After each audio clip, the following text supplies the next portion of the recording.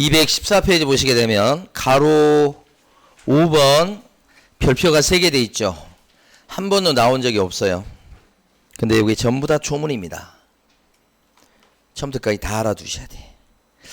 자, 동그라미 1번은 금융기관이 보증금을 못 돌려받고 있는 고 세입자한테 214페이지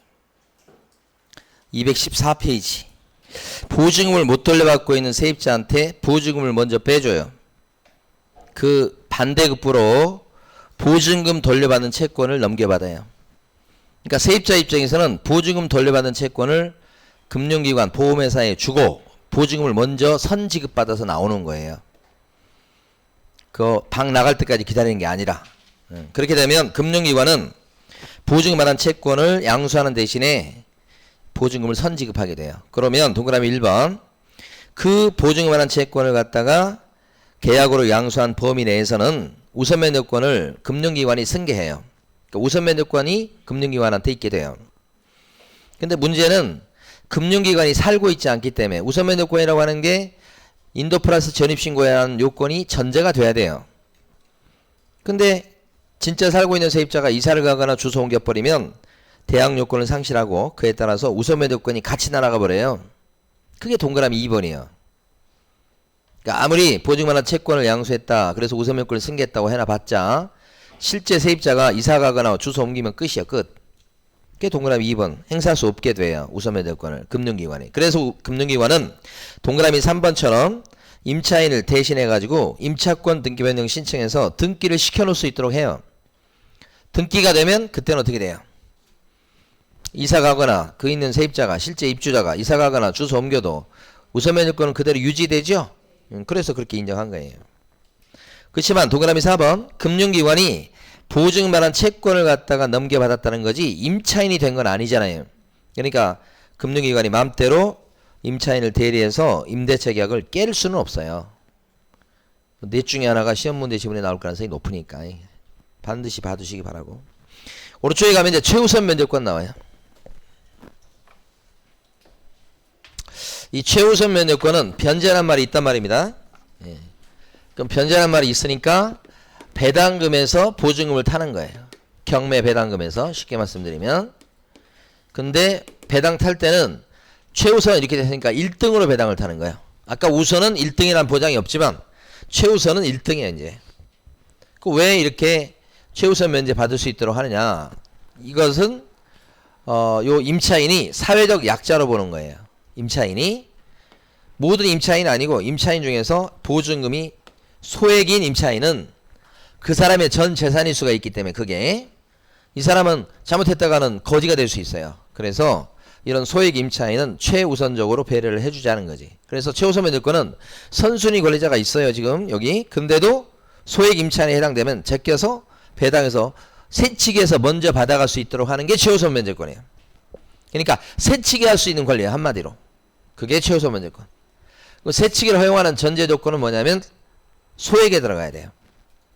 그 다음에 언제나 이 세입자가 인정되는 거 보면 주민등록 전입신고를 가지고 인정을 해요. 이건 기본이에요, 기본. 그러니까 주민등록 전입신고가 돼 있는데 경매 넘어가기 전에 돼 있어야지. 그리고 이건 배당을 타는 거니까 경매 배당금에서 받는 거죠. 배당 탈 때는 입을 꾹 다물고 있으면 배당을 못 타요. 입을 벌리고 배당 요구 하셔야 배당을 타는 거지. 요 세 가지 조건을 갖추면 새치기 할 수 있다 이거지. 자, 첫 번째가 소액에 들어가고 지역마다 틀려요. 그 다음에 전입신고가 경매 전에 있고, 세 번째 배당 요구하면 새치기 할 수 있다. 그 새치기 할 수 있는 것은 소액이 일단 들어가야 될 건데 소액은 지역마다 틀리다는 게 거기 가로 3번에 보면 박스에 그런 얘기가 나오죠. 그래서 서울지역 같은 경우는 소액 보증금은 1억 5천만 원 이하까지 1억 5천만 원 이하를 소액으로 봐주는 거예요.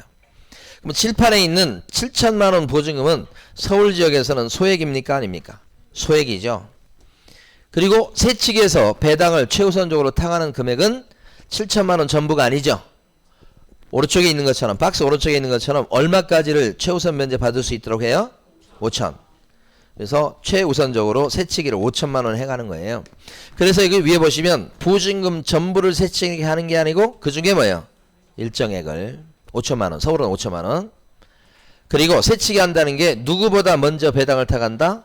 딴 권리자. 그 중에 선순위 권리자가 있어도 제끼고 받아가는 거란 말이에요. 그래서 딴 권리자보다 먼저 타네요. 일부를 타가네요. 이런 말이 나오면 이게 바로 뭐예요? 최우선이다.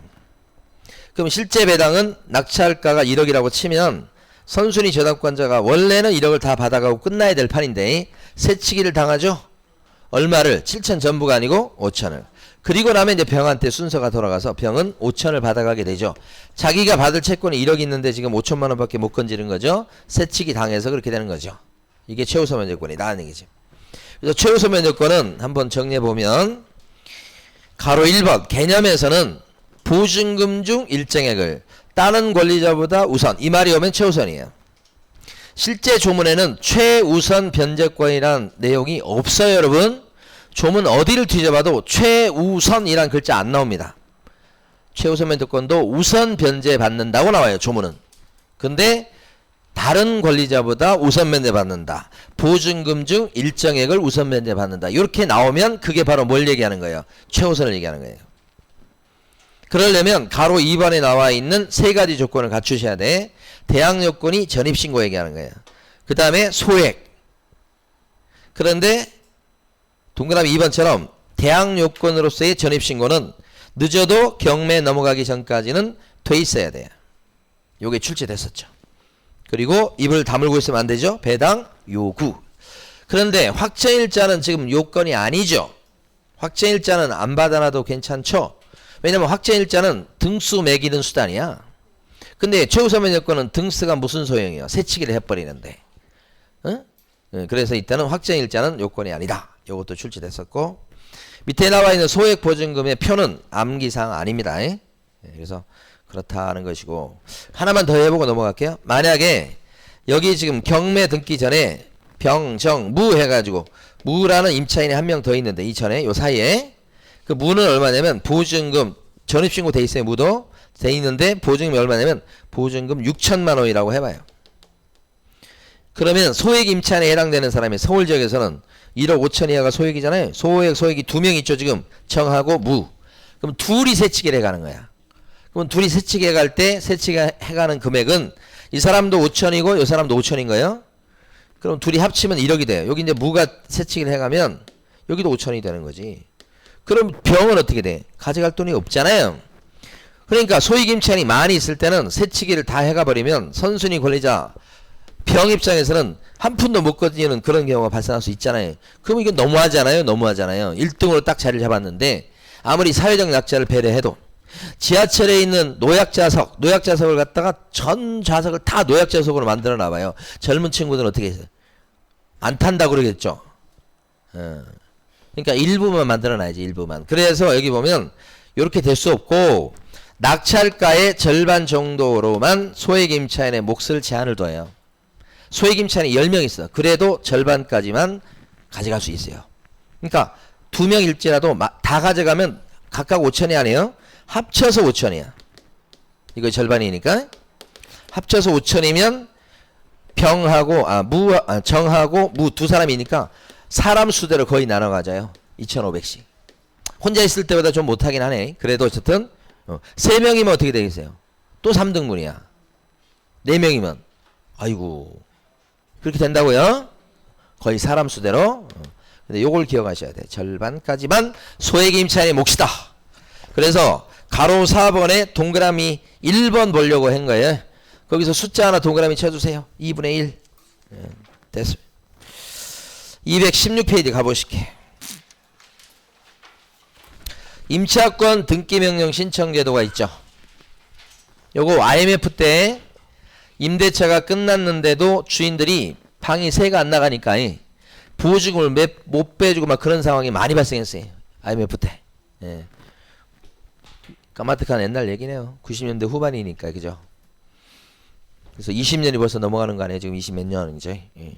그런 경제 위기라든지 아니면 뭐 금융 위기라든지 이런 위기는 한번 끝나고 영원히 안 나타나는 게 아니고 반드시 오죠. 반드시. 예. 왜냐면 인간은 균형적인 사고를 못해요. 기본적으로. 끝을 보는 습관이 있어요. 인간은. 끝을 봐야지만 그때 깨달아요. 그 전에는 잘 몰라. 인식을 못해. 예.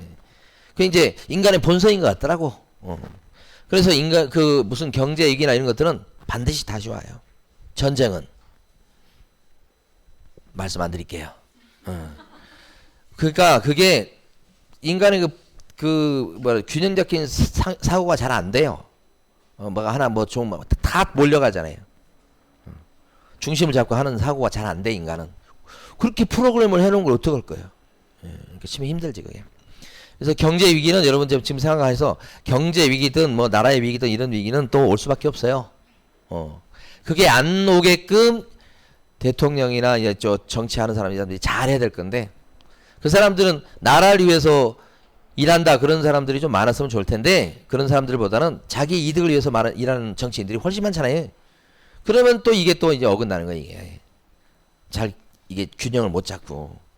그래서 하여간 지금부터 정치하는 사람들은 좀 잘 해가지고 나중에 그런 위기가 다시는 닥치지 않도록 그렇게 잘 했으면 좋겠어요. 그렇게 할 것이라고 점점점 이렇게.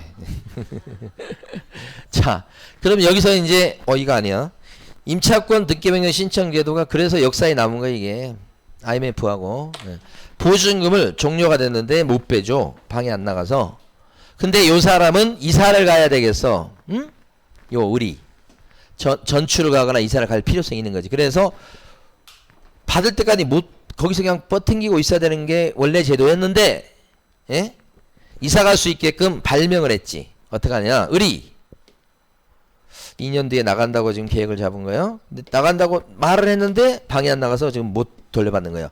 그때는 임차권 등기를 해놓고 이사를 가거나 전출을 하시면 돼. 그러면 그때는 이사를 가거나 전출해도 등기해놓고 갔으니까 임차권 등기명령 신청을 법원에 해서 법원이 등기소에 촉탁해서 등기가 나는 거예요. 이거. 그래서 이건 촉탁에 따른 등기다 이런 것들을 배우시죠? 그렇게 되면 대항력과 이때 이미 생겼죠 이 사람? 유지. 우선면허권도 이때 이미 생겼네? 어떻게 해요? 유지. 이렇게 되는 거지. 요게 임차권 등기명령 신청 제도예요. 그래서 임대차가 종료했는데 보증금을 못 돌려받을 때 써먹는 제도죠. 이거. 그럼 이사가도 전출해도 괜찮다.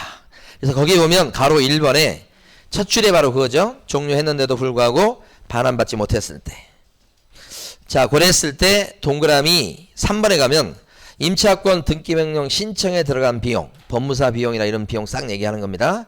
그 다음에 등기 비용도 같이 써주시라고 그랬죠. 신청 비용이나 등기 비용은 싹 누구에게 물릴 수 있다? 임대인. 그러면 등기 끝난 다음에는 이사가도 괜찮죠. 따라서 가로 2번에 있는 것처럼 등기가 격료가 되면 대항력과 우선면허권을 취득하는데 동그라미 2번처럼 이미 취득해 있다면 우선면허권도 이미 갖고 있다면 등기하는 순간에 대항력과 우선면허권을 유지시키는 효과가 생겨서 이사 갈 수 있도록 해준 거죠. 이게 동그라미 2번이죠. 그러면 요건 어쩔까요? 자, 이 사람이 혹시 확정일자를 여기 실판에 보셔야 되는데 확정일자를 안 받아놨을 수 있죠. 그럼 대항력은 있는데 우선면허권은 있다 없다? 없죠. 확정일자 없으니까. 근데 이 사람이 2년 뒤에 나간다고 미리 얘기했는데 방에 안 나갔어요. 그래서 보증금을 못 돌려받고 있는 상황이어서 이사 가려고 등기를 해놓고 이사를 갔다 이 말이에요. 임차권 등기명령 신청해서 등기해놓고 그렇게 되면 등기되는 순간에 대항력은 유지하는 거 맞죠? 이미 생겼으니까 임차권 등기했을 때 요 우선면허권은 유지요 취득이요? 취득이 되는 겁니다. 이게 유지가 아니고 취득. 확정일자가 없었기 때문에 취득한 적이 없었죠. 등기가 되면 취득해요. 취득한 시점이 여기에요. 그러면 저당권자보다 취득 시점이 느리죠. 우선면허권 취득 시점이 늦죠. 그럼 얘한테 배당해서 져요. 이렇게 되는 거지. 그러면 어떻게 되냐 생각해 보세요. 여기서 하나 보고요. 보증금 임차인의 보증금이 2억이라고 쳐요. 저당권자 1억이에요. 근데 임차권 등기 했어. 지금 확정일자 없는 상태예요.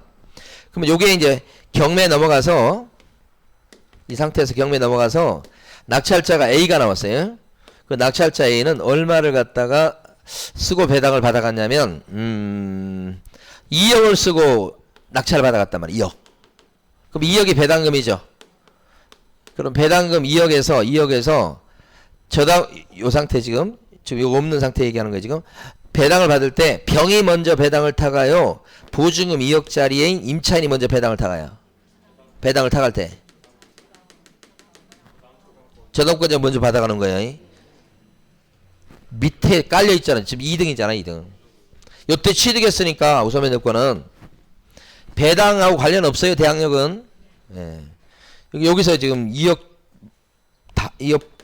탁할 돈이 있는데 얘한테 밀리지. 그럼 2억 나온 돈 중에서 여기가 1억 가져갔으니까 여기는 끝났고, 여기는 뭐예요? 2억 받아야 되는데 1억만 받았죠. 그럼 나머지 1억은 어떻게 될까요? 나머지 1억은 보증 1억 지금 날려먹은 다 못 받았잖아요. 그런데 이 사람 대항력 있어요, 없어요? 있지. 그러니까 낙찰자 A한테 야 1억 더 내놔. 안 내놓으면 나 안 나가 라고 할 수 있다, 없다? 있다는 거지, 그게. 예? 그러니까 세입자가 대항력이란 무기도 갖추고 있었고, 있잖아. 우선면허권이란 무기도 갖췄고, 여기가 있는 거예요. 이게 아니고 여기 있는 거지. 그런데 보통 이런 세입자 같은 거 4박자 중에 2개를 다 갖춘 거예요, 지금. 보통 배당 요구를 거의 뭐 99% 해요. 응? 배당 요구에서 배당을 타보는데 2등이어서 배당을 다 못 탔죠. 1억 지금 못 받은 상태죠. 그러면 점점점점점점점 돌아와서 낙찰자한테 1억 내놓을 때까지 못 나간다라고 대항력을 마저 주장할 수가 있다는 것을 무지하게 많이 배웠을 거예요, 여러분. 시험에서도 단골로 나오는 거예요. 이걸 모르면 대항력을 모르는 거예요. 저기 가봅니다, 여러분. 계약서에. 아니, 계약서란다. 저기 212페이지 가보셔요. 212페이지. 제일 밑에 가로 5번 있죠. 그 세 줄을 지금 읽어보는 거예요. 읽어보세요. 지금 세 줄.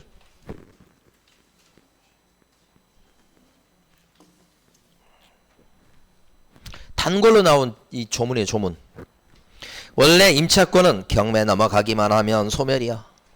다만 보증금을 모두 변제받지 못한, 그런데 대항력을 주장할 수 있었던 임차권은 예외적으로 소멸하지 않는다. 이번에 소멸하지 않아서 어떻다는 거예요? 대항력을 마저 주장할 수가 있다는 얘기죠. 그러하지 않다가 소멸하지 않는다, 그 말이에요. 그 말이 뭐예요? 대항력을 주장할 수가 있다는 말이죠. 예. 이거 사례 문제로 내기로 엄청 좋아요. 임차권 등기명령 신청 제도가 시험에 참 잘 나옵니다. 자, 그래서 거기까지 받고 다시 216페이지 오시고, 그러면 이제 핵심은 이런 상태에서 새로운 세입자가 들어와야 이제 을이 보증금 받아서 나갈 텐데, 결국 새로운 세입자가 들어왔습니다요. 여기 누가 왔냐면 B라는 사람이 보증금 2억에 들어왔어요. 이렇게. 근데 이제 을은 이사 갔죠. 그럼 을한테 보증금 2억을 빼주면 되겠죠, 이제 새 세입자한테 받아서. 그런데 문제는 을은 지금 등기부에 임차권 등기를 시켜놨죠, 지금? 안전하려고? 그럼 임차권 등기를 말소해 주는 것과, 응? 등기 말소, 보증금을 돌려받는 것은 동시행관계에 있냐, 이 말이지. 주인한테 보증금 돌려받는 것과 임차권 등기를 말소시키는 것은 동시행관계에 있다, 아니다? 아니다. 어떤 게 선이행 의무다? 보증금 반환이 선이행 의무다. 그게 가로 3번에 동그라미 1번 무지하게 많이 나온 거고요. 기본이고요. 동그라미 2번 임차권 등기가 된 요 사람은, 을은 혹시 잘못해서 경매 넘어갔다고 해도 배당에서 우선 면허권이 있어서 배당 탈 때 배당 요구 해야 배당을 타는 거예요? 배당 요구 않고도 배당을 탈 수 있죠? 동그라미 2번이죠, 지금. 왜냐면 임차권 등기명령 신청에 따라서 등기를 할 때 돌려받지 못한 보증금에 대해서 등기부에 떠요. 그러니까 배당 요구 않고도 배당을 탈 수 있게 되는 거고.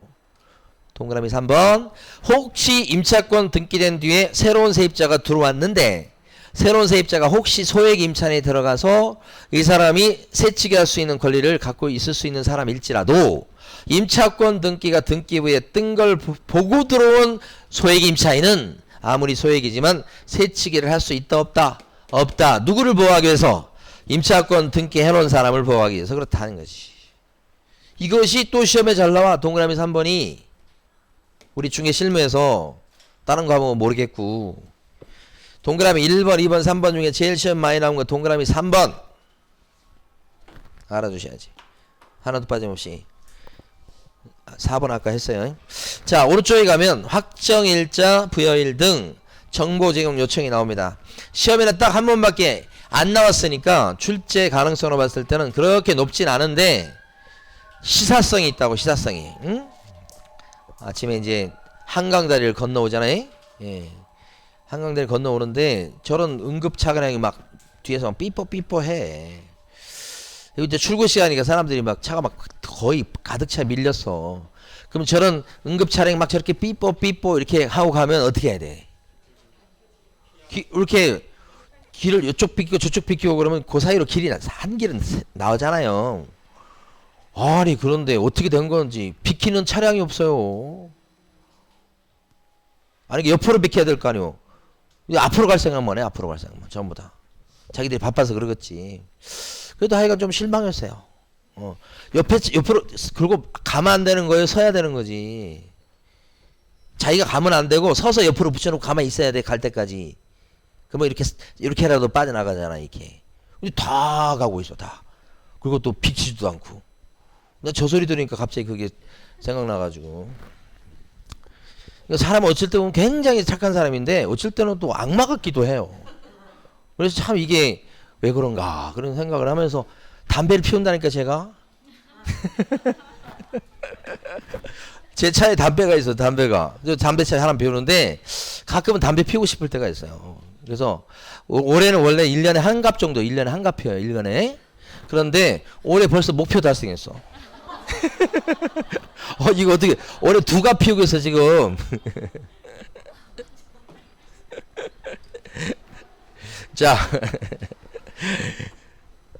오른쪽에 가면 확정일자 부여일 등 정보제공 요청이 있잖아요. 그게 정보제공 요청이라는 게 이제 요 2가지로 잘 나눠서 여러분들 포인트가 여기 2가지가 있는데 이해관계 있는 사람은 임대인의 동의 없이도 야 정보 좀 봅시다 라고 할 수 있어요. 정보 떠들어 볼 수 있어. 확정일자 언제 받았지, 보증금 얼마지, 계약기간 언제까지, 그걸 떠들어 볼 수 있다고. 누가? 이해관계인이. 어디 가서? 확정일자 찍어준 데 가서. 확정일자 어디서 찍어줘요? 동사무소, 뭐 등기소, 공중사무실 그런 데잖아. 거기 가서 좀 보여주시오 할 수 있다고. 누가? 이해관계인이. 이때는 임대인의 동의가 필요 없지요. 이걸 써두세요. 거기에 보면 동그라미 1번에 보면 이해관계 있는 자만 밑줄 그어져 있죠. 그 위에다가 임대인의 동의 X. 임대인의 동의 없이도 떠들어 볼 수 있다 이 말이야. 그러면 일단 이해관계인은 누가 들어가느냐. 밑에 박스 보시면 대표적인 사람이 임대인하고 임차인이요. 밑줄 그는 것만 보시면 돼요. 임대인하고 임차인이 이해관계인이요. 그 다음에 밑으로 쭉 내려가 보시면 밑줄은 안 그어져 있습니다만은 리을번에 나와 있는 금융기관. 아까 금융기관 그저 보증금 미리 빼준 금융기관 있잖아요. 보증만한 채권 나중에 이제 양수받고 그 사람도 이해관계이네요. 떠들어 볼 수 있어요. 그 다음에 동그라미 6번 때문에 본 거예요. 6번이 누구냐? 실거주 목적으로 쫓겨난 사람이에요. 임대인이 실거주 하겠다 해서 쫓겨난 사람 있죠? 그 사람은 진짜 실거주 하는지 확인할 필요가 있겠죠? 그 실제 실거주 않고 세를 넣으면 손해배상 청구할 수 있는 사람이잖아요. 응? 그러니까 동그라미 몇 번이요? 미음번이죠, 미음번. 예? 미음번. 갱신이 거절된 임대차 계약의 임차인이었던 자 이렇게 나오죠? 이 사람, 쫓겨난 사람, 실거주 하겠소 해서 쫓겨난 사람 있잖아요. 그 사람이 어디에 들어가요? 이해관계인. 주인 동의 없이도 떠들어 볼 수 있죠, 관련 정보를. 예? 그래야 되겠죠. 동의 있어야만 떠들어 본다 그러면 어떻게 해? 못 떠들어 보게 할 걸? 손해배상 청구 들어올까봐? 그러니까 동의 없어도 된다. 그 다음에 동그라미 2번 보면 이제 막 임대차 계약을 체결하려는 사람이에요. 요 사람이 주인공이에요. 동그라미 1번이 중요한 게 아니에요. 동그라미 2번이 중요한 거예요. 여러분은 2번하고 관련돼 있지. 이제 세입자로 들어갈 사람이에요. 그 사람은 이해관계인이 아니에요. 따라서 반드시 뭐가 필요하냐면 임대인의 동의를 받아갖고 정보를 요청할 수 있어요. 2번이 별표예요. 오히려 더 여러분하고 관련돼 있기 때문에. 됐어요. 그렇게 동의 필요하냐 필요 없냐 그거 보시면 돼요. 자, 그 다음에 이제 가봐요. 상가 건물 임대차 보호법입니다. 218페이지. 자, 상가 건물 임대차 보호법에서 지금 보면 이건 사업자 등록 대상이 되는 영업용 건물 임대차에 적용되는 영업용 건물 임대차. 영업용이란 게 뭐예요? 장사요, 장사. 이거 영업용이 뭐예요? 장사. 장사할 적에 사업자 등록하고 하잖아요. 영업용 건물 임대차에만 적용돼요. 그래서 가로 1번 보면 이런 상가 빌딩이지만 요 위에 요화 증인 이런 데 있잖아요. 요화 증인이 여기 자기 소유인가 모르겠네.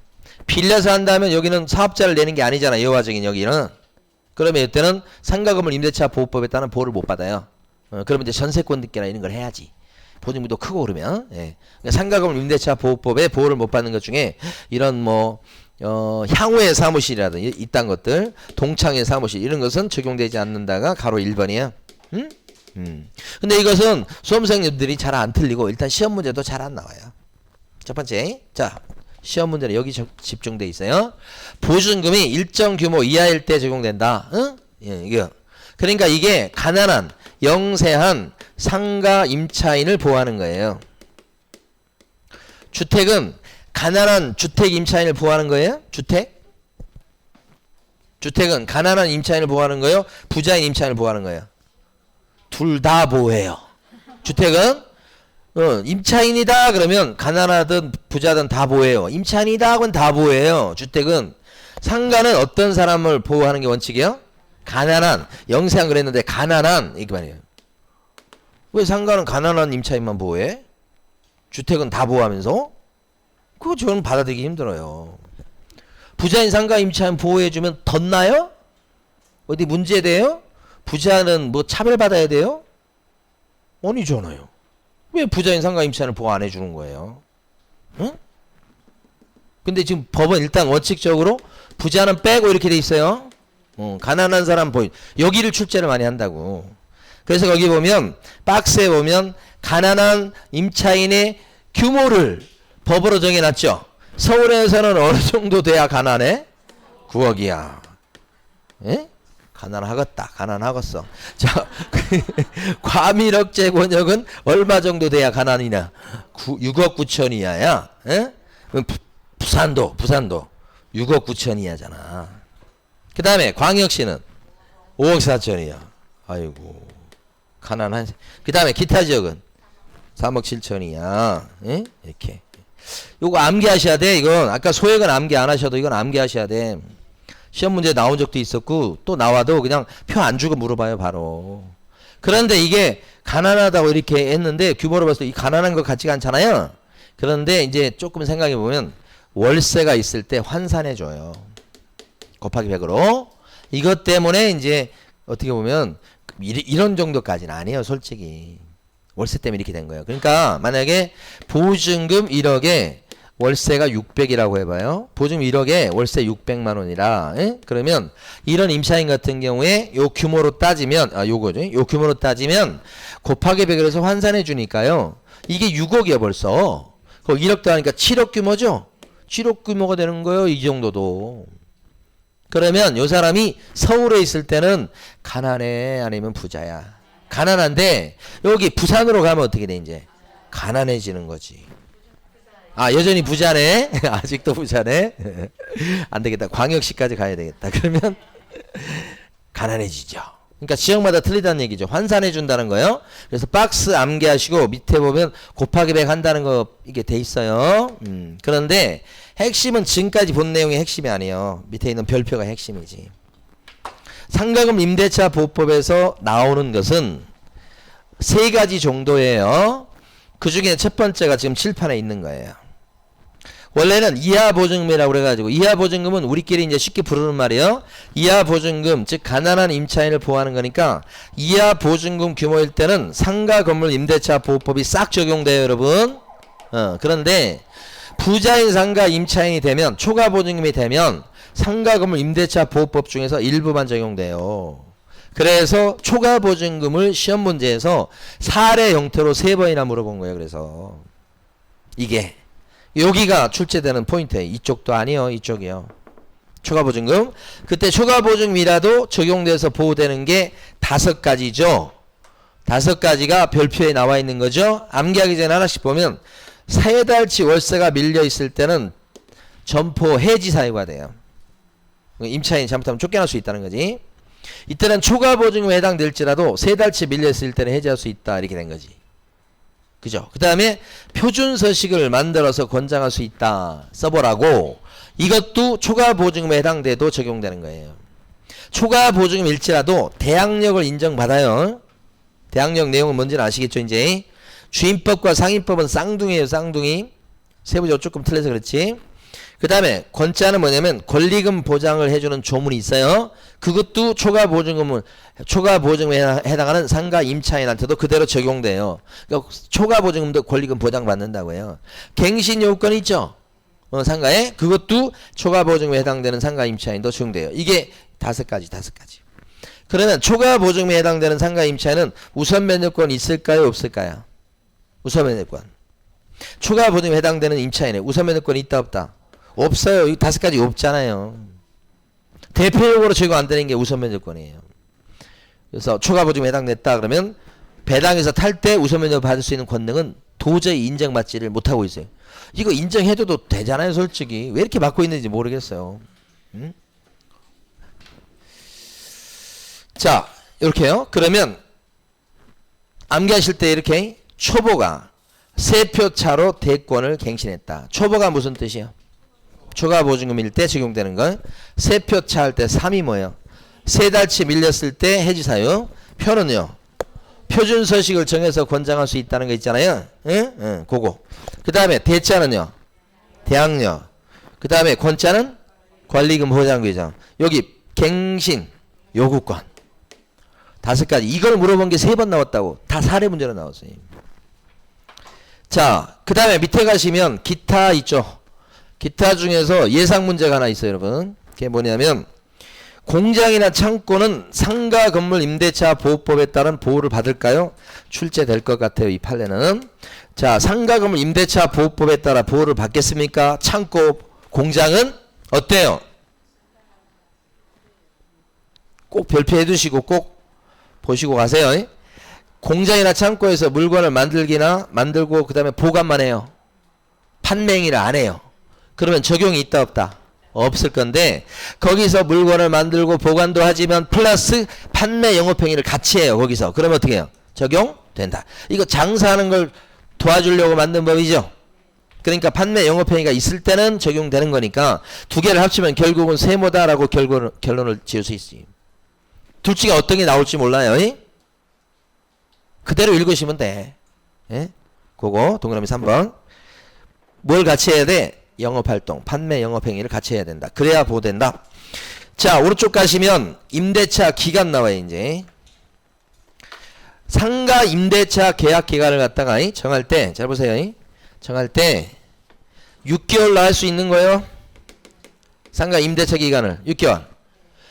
그러면 6개월로 하면 계약 기간은 6개월 되는 거예요? 1년 되는 거예요? 1년 돼요. 1년. 그럼 최소한 한 번 임대차 하면 상가 1년은 보장해 준다는 뜻이죠. 최단 기간 1년이죠. 만약에 자 이제 충격적인 걸 질문합니다. 서울 지역에서 보증금 2억에 월세가 800짜리예요. 서울인데. 자, 요런 상가 임차인이 있어요. 계약 기간을 6개월 했어요. 그럼 이 사람이 계약 기간 6개월 하면 이 사람은 계약 기간 1년 됩니까? 안 됩니까? 6개월 하면 1년 되냐고요. 이 사람은. 돼요? 안 돼요? 안 됩니다. 이 사람은. 이게 초과 보증금이죠. 초과 보증금일 때 적용되는 거 5가지 있었죠. 초보가 3표 차로 대권을 갱신했다. 거기요. 최단기간 1년 보장하는 그 조문은 적용이 있다 없다? 없다는 거예요. 6개월 하면 6개월 되는 거예요. 거기서 끝이요. 1년은 늘질 않아요. 추가 보증금은. 지문에 나왔던 거 이게 사례. 엄청난 거예요. 지금 사실 여러분들이. 예? 나중에까지 기억나야 될 텐데. 근데 6개월 했을 때 6개월만 장사하고 점포 비우겠다고 할 수 있는 경우가 있죠. 누구? 임차인만 그렇죠.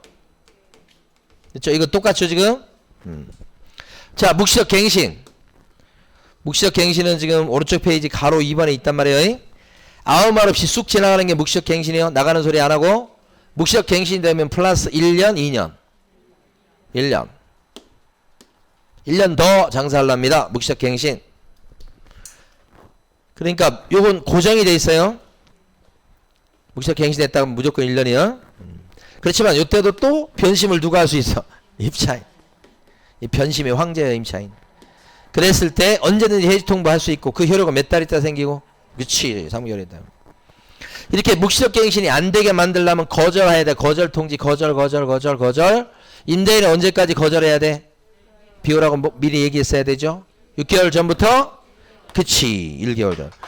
그러니까 상가는 보니까 1년 1개월 일자하고 많이 관련돼 있어. 상가는. 주택은 몇 년? 2년. 주택은 이것도 2년, 이것도 2년, 2개월 전까지 거절 통지. 그렇잖아. 상가는 전부 다 1년이잖아요. 자, 방금 전에 무슨 소리가 난 거야? 자, 그 다음에 갱신요건이 중요하잖아. 갱신요건이. 상가는 두 번째 중요한 포인트가 갱신요건. 상가는 갱신요구를 임차인이 똑같이 하는데 언제적에 하는 거예요? 언제적에? 여러분 교재에 넘기셔봐. 밑에 있구나. 밑에 가로 1번 네모 3번에 가로 1번 첫 줄. 상가 임차인은 갱신요구를 언제 하는 거예요? 6개월 전부터? 그렇지. 여기를 물어보지. 그죠? 상가는 1이라는 숫자하고 되게 친하나 봐. 얘는 1개월 전이야 이거. 그러면 종전 임대차와 같은 조건으로 다시 계약한 것으로 보죠. 그러니까 다 똑같은데 유일하게 달라지는 건 상가에서는 하나야. 하나. 유일하게 달라지는 건 뭐예요? 보증금이나 월세예요. 이것만 달라질 수 있어요. 유일하게. 기간도 안 변해요. 안 변한다는 게 뭐예요? 앞에 기간하고 똑같은 기간이에요. 이게 다른 거란 말이에요. 엄청나지. 그러니까 상가 임대차 기간 1년 했어. 1년. 근데 여기서 갱신 요구했어? 그럼 몇 년 연장? 1년 되는 거예요. 갱신 요구는. 앞에 기간하고 같은 기간이니까 동일한 조건이라고 돼 있잖아요. 여기에 만약에 2년이면 갱신 요구하면 여기도 2년 연장이야. 여기가 3년이면 3년 연장. 5년이면 5년 연장이에요. 그러니까 기간마저도 똑같아. 주택하고 달라 이게. 주택은 2년으로 못이 박혀 있어. 상가는 못이 박혀 있는 게 아니에요. 5년이면 5년, 2년이면 4년이면 4년 이딴 식으로 되는 거야. 1년 안에요. 갱신 요구했을 때는 계약 기간은 1년으로 본다. 땡이야. 1년 아니라고. 같은 기간이라고. 자, 근데 차임이나 보증금은 달라질 수 있어요. 올릴 수도 있고 깎을 수도 있고. 올릴 때는 몇 프로를 초과해서 올릴 수 없다. 1년 내에는 다시 못 올린다 이거죠. 그런데 상가에서는 갱신 요건을 행사할 수 있는 것은 횟수로 제한하는 게 아니고 뭐예요? 기간으로 제한을 두죠. 최장 몇 년이더라? 10년을 넘지 못한다 그런 얘기지. 근데 가로 2번 가보시면 전차인은 갱신 요건이 있다 없다. 가로 2번 갱신 요건이 전차인에는 있다 없다? 없다. 갱신 요건이 없어요. 전차인은 갱신 요건 자체가 없어.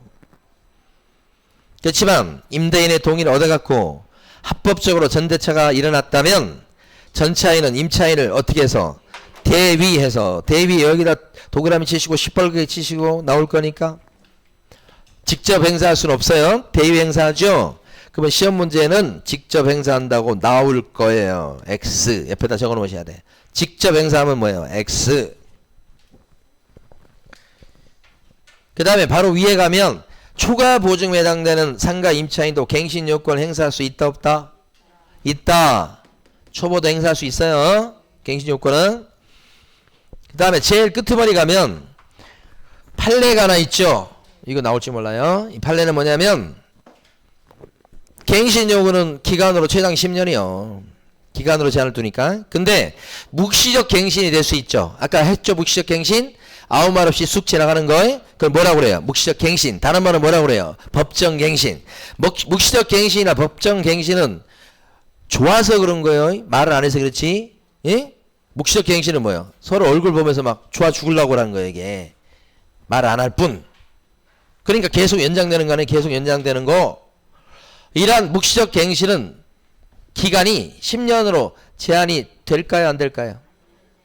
제한을 둘 필요가 없지. 좋아서 지금 죽으려고 그러는데. 뭐가? 법정 갱신은. 갱신 요구는 임대인이 싫어도 들어줘야 되는 기간이에요. 그래서 10년의 제한을 두지만 묵시적 갱신은 20년이면 어때? 30년이면 어때? 좋아서 죽으려고 그러는데. 제한이 없다고 10년 뭐가? 법정갱신, 묵시갱신이 끝에 거 봤어요. 다음 페이지 가시면 갱신 요구 들어가면 반드시 들어주는 건 아니죠. 갱신 요구를 거절할 수 있는 경우가 있죠. 요게 주택에 있어서의 갱신 요구에 따른 거절 사유고 똑같아요. 근데 다른 게 하나 있죠. 다른 거 찾아보세요. 3기 연체지. 2기 연체가 아니고 뭐예요? 3기 연체. 그래서 지겹도록 출제를 해요. 이거 다 알 것 같은데 출제. 그러면 왜 출제하는 거예요? 맞추라고 출제하는 거예요. 근데 이걸 틀려먹고 앉아있어. 그러면 떨어지겠다고 작심한 거지. 그래서 문제 푸실 때 주택인지 상가인지 잘 보고 문제를 푸셔야 돼. 시험 끝나고 나서 상가네? 그러면 안 돼. 늦었어 이미. 그래서 실수하는 거예요. 근데 실수가 실력이다. 그죠? 사실은. 그래서 실수를 최소한 줄이려고 연습을 많이 하는 거예요. 그래서 합격하는 것은 책에 있는 내용을 다 공부해서 다 알아서 합격하는 게 아니고요. 시험에 잘 나오는 거 중요한 것들을 달달달달 해가지고 그것을 실수 없이 많이 맞추고 나왔을 때 합격 점수가 되는 거지. 구석지에 있고 막 이상한 거 막 그거 맞춰서 합격하는 거 절대 아닌데도 불구하고 저도 수험생을 해봤지만 수험생들은 막 다 하려고 그래. 그 심리가 원래 그렇게 돼요. 근데 그걸 딱 내려놓고 그 마음을 내려놓고 100점 안 만든다고 내려놓고 오히려 하면 오히려 그게 양을 줄여가지고 더 고생 않고 합격할 수 있는 방법인데 저도 그렇고 여러분도 그렇고 그 방법인데 그걸 내려놓지를 못해요. 그 욕심을. 그래서 5만 가지를 다 끌어안고 있는.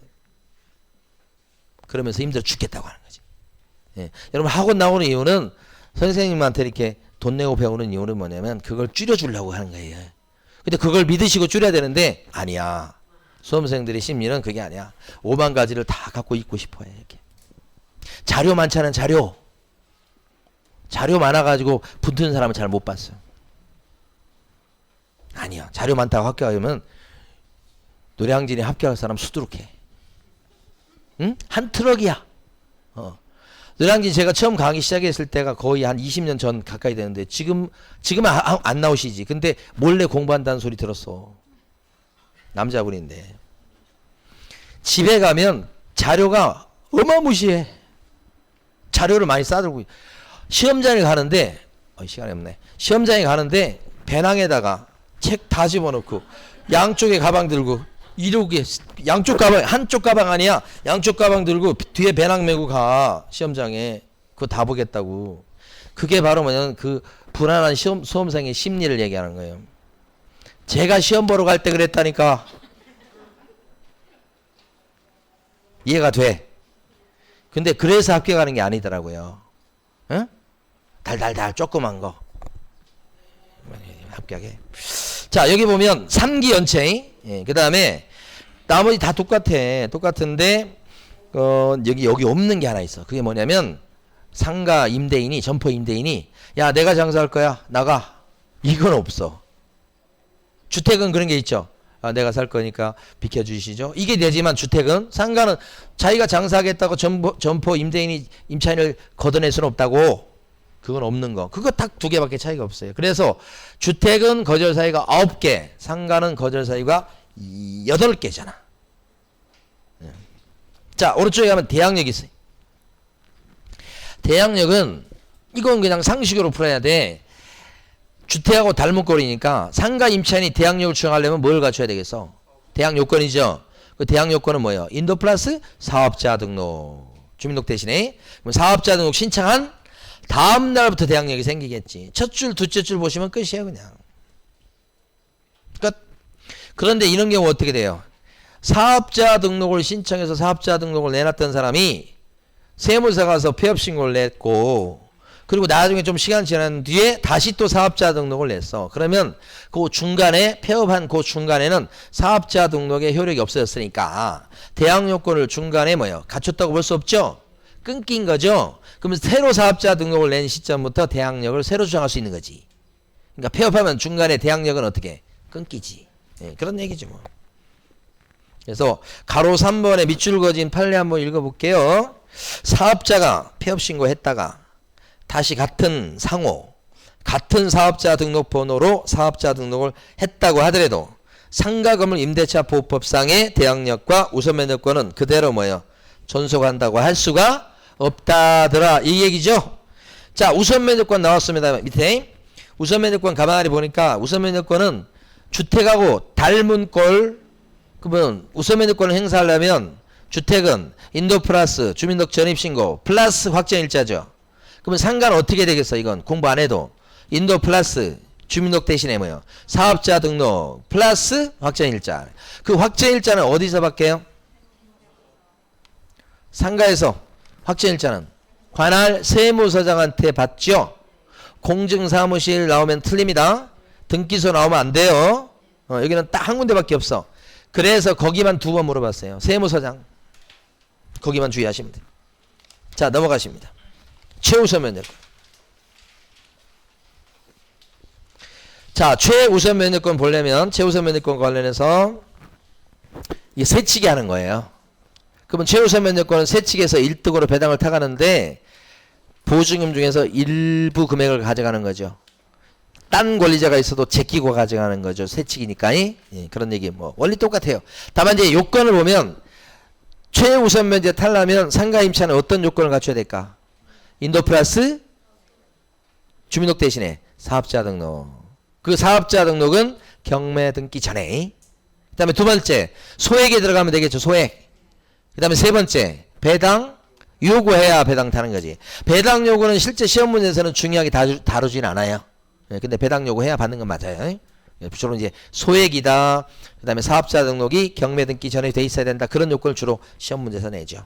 근데 소액과 관련해서는 좀 생각하셔야 돼. 그 박스에 보면 서울 지역에서는 얼마가 소액 임차인에 들어가요? 서울 지역에서는 얼마? 6,500 이하에서 2,200만 원까지 최우선 면제를 타가게 하지요. 이 박스 암기할 필요 없어요. 아셔야 될 건 뭐냐? 이 상가에서는 월세가 있으면 월세 곱하기 100을 해서 환산해 준다는 것을 알고 계셔야 돼요. 그러니까 요 박스를 암기할 게 아니고, 암기 안 하셔도 좋은데 월세 있을 때 곱하기 100을 한다는 거. 주택에서는, 주택 임대차에서는 월세 있을 때 환산하지를 않아요. 주택은. 상가만 곱하기 100을 해요. 상가 임대차에서만. 예. 그래서 만약에 보증금 1000에 서울 지역입니다. 월세가 예를 들어서 70만 원입니다. 1000에 70짜리 상가 임차인은 소액 임차인에 들어갑니까? 곱하기 100 하셔야지. 합치면 얼마예요? 8,000이죠. 서울에서 8,000은 소액이에요? 아니지. 최우선 면제권이 있다 없다? 없다는 거죠. 그런데 서울 지역인데 보증금 1000에 월세가 50이면 어떻게 돼요? 환산하니까 6,000 규모죠. 서울에서 이게 환산해서 6,000 규모면 소액입니까? 아닙니까? 소액이죠. 그러면 최우선 면제권이 있다 이 말이지. 그렇게 소액이냐 아니냐 따질 때 월세 곱하기 100을 한다는 사실을 알고 계시면 돼요. 시험 문제를 그걸 물어보고 주택은 이런 게 없다고 그랬어요. 그럼 이때 최우선 면제를 얼마를 타가겠어? 있다며요. 얼마를 최우선 면제 타가요? 얼마? 1,000만 원밖에 안 돼요. 맡긴 보증금이 지금 1,000만 원이죠 지금. 그러니까 2,200만 원까지라고 돼 있으니까 보증금이 2,200만 원을 밑돌면 최우선 면제 타가는 돈은 2,200만 원 밑돌 수 있지. 그래서 까지라고 돼 있는 거예요. 예? 자, 문제를 한번 좀 볼게요. 1번 옳은 것은 그랬어요.